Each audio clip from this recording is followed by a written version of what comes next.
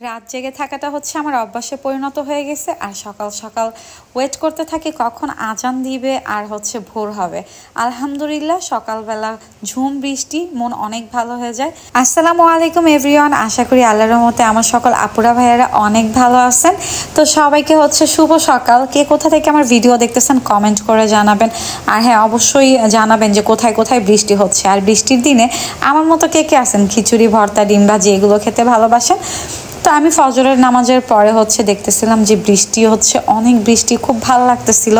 আর অনেক স্মৃতি মনে পড়তেছিল। আগে যখন বৃষ্টি হইতো আমি অনেক বাহানা করতাম যে আমাকে হচ্ছে বাহিরে বৃষ্টিতে ভিজতে নিয়ে যাওয়ার জন্য, সেটা সকাল হোক বা বিকাল হোক, ছাদে হোক বা বাহিরে হোক বা কোনো খোলা মাঠে হোক। তো নীলার এই স্মৃতিগুলো আমি খুব মিস করি, মনে পড়ে। তো খিচুড়ি রান্না করতেছিলাম, ভালো লাগার কাজগুলো করি, চেষ্টা করি নিজেকে মুভ অন করার। তো অনেক চেষ্টা করতেছি, তারপরেও বারবার ভেঙে পড়ি। কি আর করার বলেন, ভাগ্যে যেটা আছে নিয়তি তো আর বদলাতে পারবো না।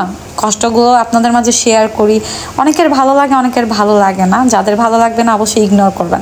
তো যাই হোক, আমি রান্না করতেছিলাম অল্প একটু পোলার চাউলের খিচুড়ি, আর ডাল দিয়ে হচ্ছে পোলার চাউল দিয়ে, ডাল ছাড়া তো খিচুড়ি হয়ই না। তো অল্প একটু রান্না করতে যায়, অনেকটাই হয়ে যায়। আমার সারাদিনের রান্না হয়ে গেছে।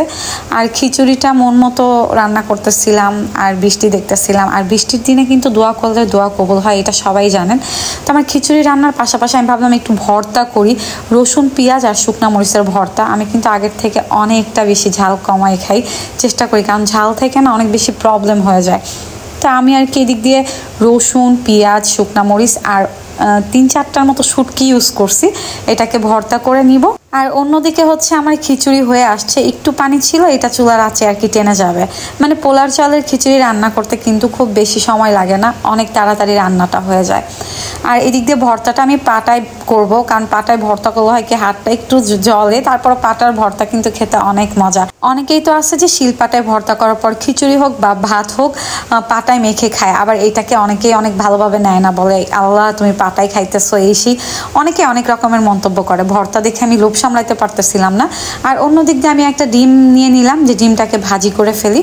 খিচুড়ি, ডিম ভাজি, তারপর হচ্ছে শুটকির ভর্তা, বিভিন্ন রকমের ভর্তা, বাদামের ভর্তা, কালো জিরা ভর্তা, মরিচ ভর্তা, মুরগির মাংস ভুনা বা গরুর মাংস ভুনা হইলে না খেতে অনেক ভালো লাগে। তো আমার হচ্ছে অল্পতেই আমি অনেক হ্যাপি।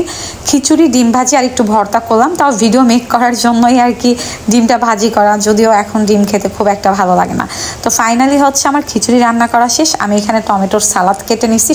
আর খুব আফসোস লাগতেছিল যে আমার ফ্রিজে শশা নেই, কারণ শশা হলে আমি একটু খাবারটা ভালোভাবে খেতে পারি। খিচুড়ি বা বিরিয়ানি হোক, বিরিয়ানি আমার খুব পছন্দ না, খিচুড়ি আমার খুব বেশি পছন্দ। তো আমার ভর্তা হয়ে গেছে। আর লেবু কেটে নিছি, এটা ছিল হচ্ছে বাতাবি লেবু। আর ডিম ভাজি আর কাঁচামরিচ ঝাল করে একটু খাবো। তো যাই হোক, কার কার খিচুড়ি পছন্দ কমেন্ট করে জানাবেন। আজকের ভিডিওটা এই পর্যন্ত। ভিডিওটি ভালো লাগলে অবশ্যই লাইক, কমেন্ট, শেয়ার করে দিবেন। আর নওশিন আপুর পেজটি কিন্তু ফলো করে দিবেন। হ্যাঁ, সবাই ভালো থাকবেন, দেখা হবে আবার নতুন কোনো ভিডিওতে। সবার জন্য অনেক অনেক দোয়া ও ভালোবাসা। আল্লাহ হাফেজ সবাইকে।